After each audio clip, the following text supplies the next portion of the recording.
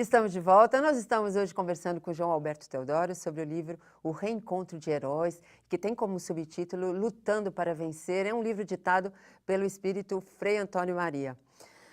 Mas, João, antes de nós começarmos, eu quero fazer um convite aqui para o nosso telespectador, tá certo? Ok. Nós gostaríamos de convidar você a ser um divulgador da doutrina dos espíritos, para que mais pessoas tenham acesso a essa informação, ao consolo, à orientação, enfim, para que consigam receber todas essas informações importantes para o nosso dia a dia, para o nosso viver, para o nosso conviver. Você pode fazê-lo associando-se ao Clube Amigos da Boa Nova, 0800 12 18 38. Você contribui para que nós possamos chegar a lugares mais distantes e com maior qualidade, com mais qualidade, para que essas pessoas, né, também se felicitem, como nós estamos aqui nos felicitando com a informação e com a possibilidade de ajudar, nem que seja uma única pessoa. 0800 12 18 38. Nós agradecemos a sua colaboração. Bom, João, a gente tem falado de guerra, de conflitos, né? Porque nós estamos vivendo no nosso mundo, né? Conflitos em alguns lugares do planeta, né? E a gente vê o quanto que é sofrido, o quanto que traz de comprometimento para aqueles que estão envolvidos, principalmente os idealizadores da guerra, né? Mas, ao mesmo tempo, o livro mostra para nós as situações que a guerra proporciona para algumas pessoas, como, por exemplo, o capelão do exército que ajudava a qualquer soldado que se apresentasse na frente dele em dificuldade, né? Eu acho que essa é a missão de todos nós, né? Isso. Não importa a profissão que você esteja exercendo, seja você um capelão, seja você um médico, seja você Isso. até o gari, né? Isso, é. Você tem que fazer ao próximo aquilo que gostaria que o próximo fizesse a você. Esse é o Exato. princípio básico da doutrina do Cristo, né? É. E o capelão, realmente, ele como um missionário franciscano, já de muitas vidas, né? Como ele mesmo me falou, ele vinha realmente com a missão de ir para a Itália e levar um lenitivo àqueles que lá estavam. E ele sabia que ele não voltaria. Certo. Então você vê a grandiosidade desse espírito que foi realmente para lutar ao lado de Francisco. Hoje ele está lutando ao lado de Francisco de Assis e de outros franciscanos, Isso. né, justamente no esclarecimento às vítimas da guerra, que ainda são milhares de vítimas que são resgatadas a cada trabalho que existe aqui no Brasil, nos centros espíritas, né? Agora, uma coisa interessante que esse livro também nos traz é a demonstração clara, tanto da lei de causa e efeito, quanto do amparo da espiritualidade, né, João? Vamos falar um pouquinho dessas duas situações aqui, né?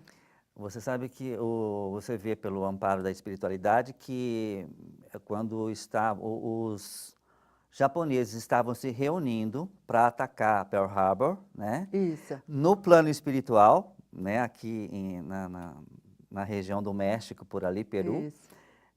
Machu Picchu? Machu Picchu, exatamente. Isso. Estava tendo uma reunião, né, de líderes religiosos do mundo todo, vibrando para conter um pouco o sofrimento da Segunda Guerra Mundial, né? E uma coisa que eu achei fantástico, que emocionou, inclusive eu não sabia o porquê, mas eu nunca consegui cantar o hino nacional e não embargar quando fala verás que um filho teu não foge à luta. Exato.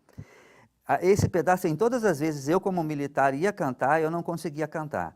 E fazendo a pesquisa para o livro, eu vi uma reportagem da Rádio Nacional em que os pracinhas estavam na cidade de Pisa, né, numa celebração, numa missa, e eles estavam cantando o hino nacional. E a cidade estava sendo bombardeada. Aí o Frei Antônio Maria, eu pensei comigo, como que uma quantidade, um contingente tão grande não foi notado pelos alemães, né? Exato. Aí o Frei me mostrou que a colônia franciscana, os franciscanos que lá estavam, praticamente camuflaram aquele local, protegendo aquele ato ecumênico que estava sendo realizado dos ataques dos alemães. Então, assim, não dá para não acreditar, não dá para você não confiar, né? São muitas informações vindas de muitos lugares, de muitas pessoas, de pessoas de diversas condições, né? Falando a mesma coisa. Então, é interessante porque, você fala, é consolador demais saber que nós estamos sempre, sempre amparados. Nós é que fugimos do amparo, porque nós nos desligamos dele, né, João? É verdade. Nós nos desligamos, perdemos a fé, né? Pois é, pois é. Não acreditamos em nada, simplesmente vivemos assim. Vivi hoje, tudo bem, se viver amanhã, Também ótimo, isso. não é? É, Então você não tem aquela expectativa, você não vê uma luz no túnel. Mas o fato de você não ver a luz no final do túnel é justamente a falta de fé, né? E a guerra mostra que mesmo lá, eles estavam com fé, eles confiavam. E, na verdade, o ideal deles era fazer o melhor que eu posso fazer por mim e pela minha pátria, né? Eu achei isso também extraordinário.